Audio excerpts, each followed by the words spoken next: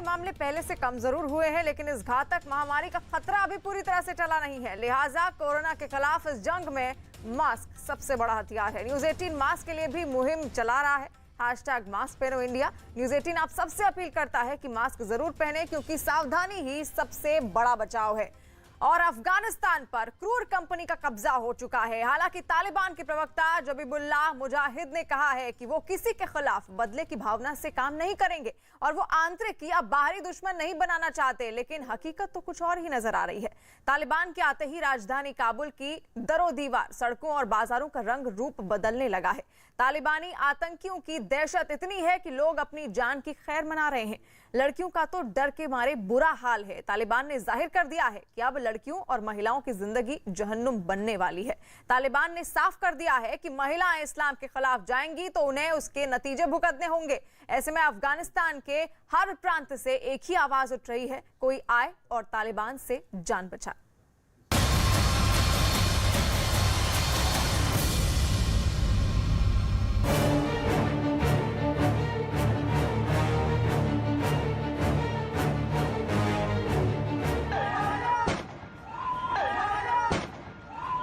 I will not repeat the mistakes we've made in the past. Mistake of staying and fighting indefinitely in a conflict that is not in the national interest of the United States.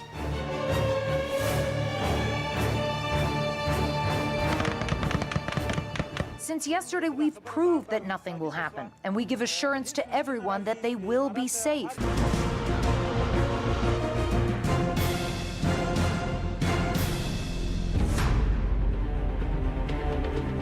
Afghanistan की राजधानी काबुल में 1996 से लेकर 2001 का खौफनाक दौर एक बार फिर से नजर आने लगा है।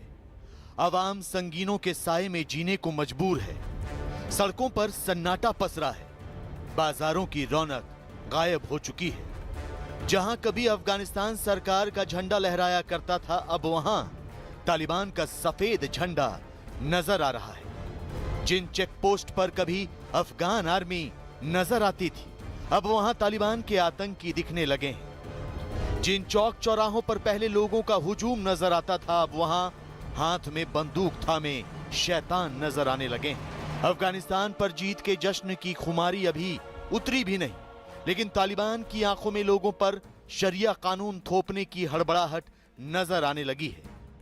Will you protect women? Because many women are afraid they will not be allowed to go to school, they will not be allowed to work. The female, the women can continue their lives, and we will not say anything for them. They can go to the school, they can continue their education, but with Islamic hijab. So like I'm wearing.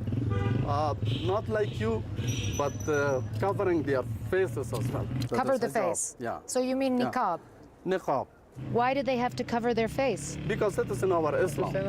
Is it in Islam though that you Of have to course, wear of niqab? course. Of course, it is in Islam. Afghanistan में महिलाओं पर जुल्म का सिलसिला शुरू हो चुका है। निकाब तो सिर्फ एक फरमान है। तालिबान महिलाओं पर बंदिशों के साथ उन्हें कैद में रखने की तैयारी भी कर चुके हैं। यकीन नहीं आता तो देखिए ये तस्वीरें। तालिबान ने काबुल शहर की उन दीवारों की पुताई शुरू कर दी है जिन पर पहले महिलाओं की तस्वीरें होती थी।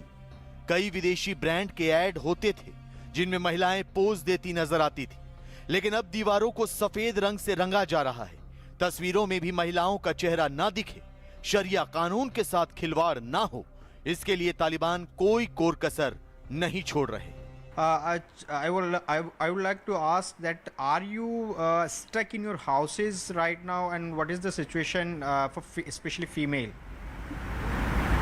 Oh yes, they are all their home. No one is moving from their home. The situation is really bad. The ladies, most of the ladies that I know, my friends, my colleagues, they are in depression. Some of them, they have visas, passport, visas, and flight. They are also here. Those who do not have, they are also home. But most of the ladies, they are depressed because the situation is not clear for us. Afghanistan में तालिबान राज आते ही महिलाओं में दहशत फैल गई है। वहीं आम लोग भी तालिबान के आतंकियों से सहमे हुए नजर आ रहे हैं। काबुल एयरपोर्ट का ये वीडियो देखिए। इस वीडियो में एक शख्स काबुल एयरपोर्ट की दीवार को फांदकर अंदर दाखिल होने की कोशिश कर रहा है, जबकि नीचे खड़ा तालिबानी आतंकी उस शख्स पर लगातार गोलियां चला रहा है। एक गोली तो शख्स के बिल्कुल करीब जाकर लगती है, जिसके बाद वो दीवार की दूसरी तरफ यानी एयरपोर्ट की ओर गिर जाता है। काबुल एयरपोर्ट पर लोगों की तालिबान से जान बचाने की जद्दोजहद दूसरे दिन भी जारी रही। सैटेलाइट तस्वीरों से काबुल एयरपोर्ट पर उमड़े जन सैलाब की तस्दीक होती है। गौर से देखिए कैसे काबुल एयरपोर्ट पर लोगों की भीड़ जमा है जो देश छोड़कर जाना चाहती है। एयरपोर्ट के रनवे पर सैकड़ों की तादाद में लोग खड़े हैं, तो वहीं एयरपोर्ट आने जाने वाले रास्तों पर जैम लगा है। गाड़ियों के साथ पैदल लोगों का हुजूम नजर आ रहा है। यह अफगानिस्तान के नागरिक अब्दुल मन्नान है। 5 दिन पहले ही अफगानिस्तान से किसी तरह जान बचाकर लौटे हैं। अब्दुल मन्नान बताते हैं कि वहां हालात बेहद खराब हैं। तालिबान के खौफ से लोगों का घरों से बाहर निकलना भी दूभर हो गया है। हालात सिर्फ तालिबान की वजह से ऐसा हुआ कि हम लोग अपने देश को छोड़कर यहाँ आए, क्योंकि मैं मिनिस्ट्री ऑफ फाइनेंस में काम करती थी, इसीलिए डर था। मेरे सिर्फ अपने आप के लिए डर नहीं था कि मेरे कुछ हो जाए, मेरे को कुछ हो जाए, मेरे बेबी बच्चे को क्या होता है। इसीलिए इसी के डर से। कौन है आपके साथ? मैं हूँ, मेरी वाइफ है और मेरी बेटी है। अच्छा, तो अभी वहाँ पे और कौन है पूरे परिवार में? वहाँ भी कुछ लोग रह गए हैं और वहाँ क्या हालात हैं अभी? वहाँ सब फैमिली हमारा वहाँ पर है। अच्छा, माँ बाप भाई बहना सब वहाँ पर है। हम लोग यहीं पर है, लेकिन हमारे दिल वहाँ पे है। दिल्ली में अफगानिस्तान के दूतावास के बाहर भी लोग अपनों का हाल जानने के लिए टकटकी लगाए बैठे हैं। इनके हाथों में अफगानिस्तान का पासपोर्ट तो है, लेकिन अपने मुल्क वापस लौटने की हिम्मत नहीं बची। कुंदूज के रहने वाले थे और ये इनकी वाइफ हैं, ये इनके दोनों बच्चे हैं और साथ ही कुछ लोग वहाँ भी हैं। तो हम इनसे बात करते हैं। सर, ये बताइए कि किन हालातों में आपने अफगानिस्तान को छोड़ा और कैसे आए आप? उधर बुरा हालात था, जंग था। कुंदूज पे कब हम आया था, इधर बहुत बुरा हालात था। अभी हम इधर आए तो हमारा कुछ करने के लिए आते थे अफगान के एम्बेसी। हम इधर हमारा काम भी नहीं है, पैसा भी नहीं है, बच्चे के लिए जगह भी नहीं है सही, इसलिए मैं इधर आया था। अफगानिस्तान की आवाम में तालिबान का इतना खौफ है तो सोचिए दूसरे देशों के नागरिकों का क्या हाल होगा। आपको बता दें कि 15 से 16 अगस्त की रात काबुल में सुरक्षा की स्थिति काफी खराब हो गई थी। बताया जा रहा है कि इस दौरान भारतीय दूतावास भी तालिबान की निगरानी में था और आतंकी हाई सिक्योरिटी ग्रीन जोन में पहुंच गए थे। यही नहीं, सोमवार को भारतीय वायुसेना के पहले विमान में 45 भारतीय कर्मचारी जो देश वापस आए थे, उन्हें एयरपोर्ट तक आने में काफी जद्दोजहद करनी पड़ी थी। एयरपोर्ट के रास्ते में इन्हें तालिबान के आतंकियों ने रोक लिया था। सूत्रों के हवाले से बताया गया है कि इस दौरान भारतीय कर्मचारियों के कुछ निजी सामान को भी तालिबान के आतंकियों ने छीन लिया था। इसके बाद अमेरिकी विदेश मंत्री एंटनी ब्लिंकन और भारत के विदेश मंत्री एस जयशंकर के बीच देर रात बात हुई, जिसके बाद भारतीयों को काबुल एयरपोर्ट तक पहुंचाया गया। हालांकि अब तक भारतीय वायुसेना के C-17 ग्लोब मास्टर विमान अफगानिस्तान में भारतीय दूतावास के कर्मचारियों और ITBP के कई जवानों को लेकर काबुल से दिल्ली पहुंच चुके हैं। भारत सरकार अपने नागरिकों की सुरक्षित घर वापसी को पुख्ता करने में कोई कोर कसर नहीं छोड़ रही। Very complex because, as you know, the Islamic Republic of Afghanistan no longer exists, and the situation is quite fluid now. It's a lot to us to be back home, so your welcome really has an impact on all of us.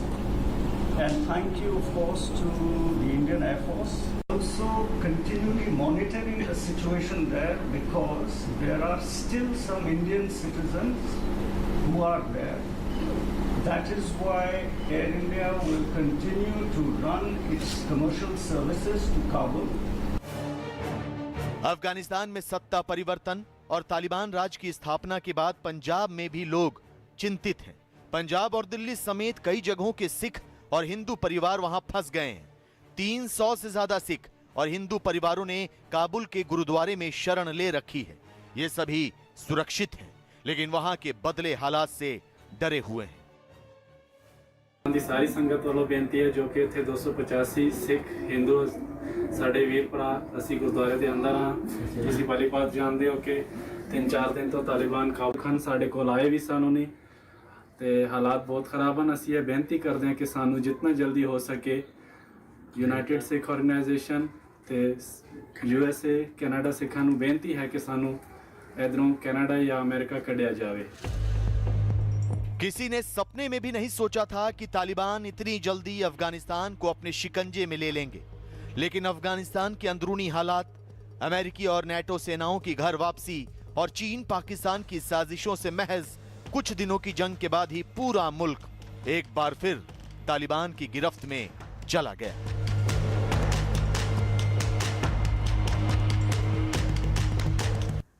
Afghanistan के हालात पर प्रधानमंत्री नरेंद्र मोदी ने एक अहम बैठक की। CCS की इस बैठक में रक्षा मंत्री राजनाथ सिंह, गृह मंत्री अमित शाह, वित्त मंत्री निर्मला सीतारमण और NSA अजीत डोभाल भी शामिल रहे।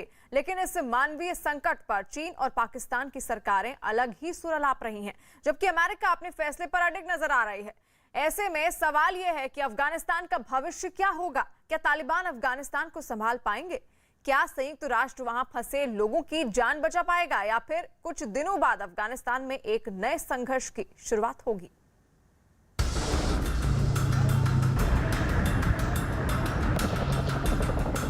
It's time for American troops to come home.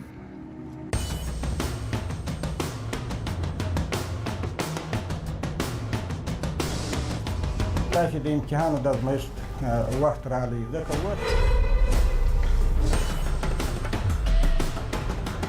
Afghanistan में तालिबान राज की स्थापना होते ही वहां मौजूद तमाम देशों के नागरिकों को बाहर निकालने की कवायद तेज हो गई।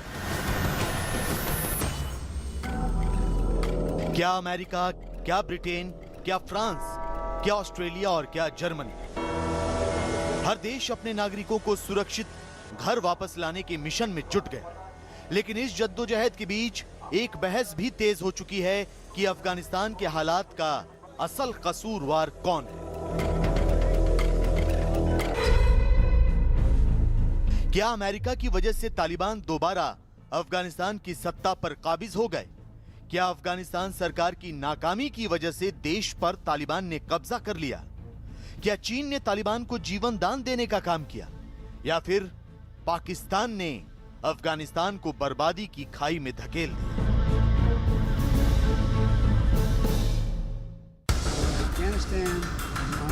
सबसे पहले बात करते हैं अमेरिका की, जिस पर इस वक्त सबसे ज्यादा लांछन लग रहे हैं। यहां तक कि चीन भी अमेरिका पर ही सवाल उठा रहा है और अफगानिस्तान के मौजूदा हालात के लिए उसे कसूरवार ठहरा रहा है। लेकिन जो बाइडेन ने एक बार फिर साफ कर दिया है कि अफगानिस्तान से अमेरिकी सैनिकों की वापसी का उनका फैसला बिल्कुल जायज था और वो अपने इस फैसले के साथ आज भी मजबूती से खड़े हैं। So I'm left again to ask of those who argue that we should stay. How many more generations of America's daughters and sons would you have me send to fight Afghanistan's civil war when Afghan troops will not? How many more lives, American lives, is it worth? How many endless rows of headstones at Arlington National Cemetery? I'm clear on my answer. I will not repeat the mistakes we've made in the past. जाहिर है America Afghanistan में अपना पैसा और वक्त बर्बाद नहीं करना चाहता था, लेकिन सवाल यह कि तालिबान राज की स्थापना के साथ ही चीन के सुर क्यों बदल गए? चीन ने तालिबान सरकार को समर्थन देने का ऐलान क्यों कर दिया? हैरान करने वाली बात तो ये कि चीन और पाकिस्तान दोनों ही उन चुनिंदा देशों में भी शामिल हैं जिनके दूतावास अफगानिस्तान में तालिबान के कब्जे के बाद भी सक्रिय हैं। चीन अफगानिस्तान की खनिज संपदा और तुर्किस्तान के आतंकी संगठन TIM से निपटने के लिए तालिबान का इस्तेमाल करना चाहता है, तो वहीं पाकिस्तान अपने देश में मौजूद तहरीके तालिबान पाकिस्तान को नाराज नहीं करना चाहता, इसलिए तालिबान के हाथ मजबूत करता रहा है। न्यूज़ 18 को मिली जानकारी के मुताबिक पाकिस्तान के पैसों पर पलने वाले आतंकी संगठन, खासकर लश्कर और जैश, अब अफगान नागरिकों को लूटने लगे हैं। ये लोग अफगानिस्तान के दूर दराज वाले इलाकों में स्थित गांवों को अपना निशाना बना रहे हैं। लश्कर और जैश ने तो राजधानी काबुल के कई चेक पॉइंट पर अपने आतंकियों को भी तैनात कर दिया है। इन चेक पॉइंट पर ये आतंकी लोगों से पैसे वसूल रहे हैं। तालिबान के साथ हमारी जहाँ कोई लड़ाई है ना, तालिबान की हमसे कोई लड़ाई है अभी इस वक्त डायरेक्टली।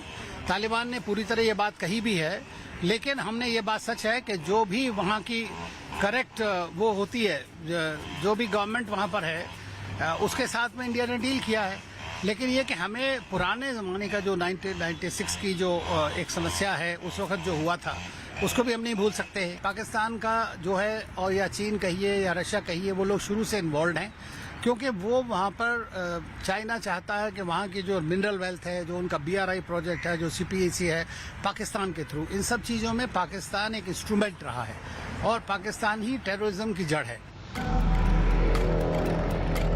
अफगानिस्तान में तालिबान राज के पीछे कुछ जानकार अफगानिस्तान की सरकार को भी कसूरवार ठहरा रहे हैं, लेकिन हकीकत तो यह है कि अफगानिस्तान की सरकार अमेरिका के भरोसे थी। जब अमेरिका ने ही हाथ खींच लिए तो वहां की सरकार भला क्या कर पाती। यही वजह रही कि अशरफ गनी देश छोड़कर चले गए और एक चिट्ठी लिखकर अपने नागरिकों से माफी मांगी। उन्होंने लिखा कि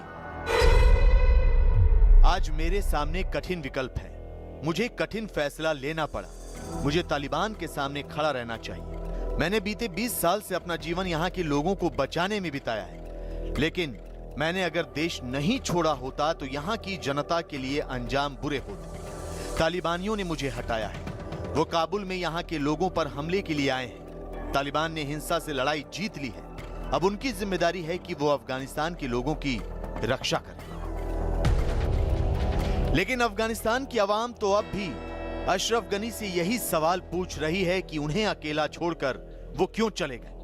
उनके अपने मर रहे हैं और वो कहां हैं। तालिबान सरकार के नए मुखिया बनने वाले मुल्ला बरादर दोहा से अफगानिस्तान पहुंच रहे हैं। 20 साल बाद अफगानिस्तान लौट रहे हैं।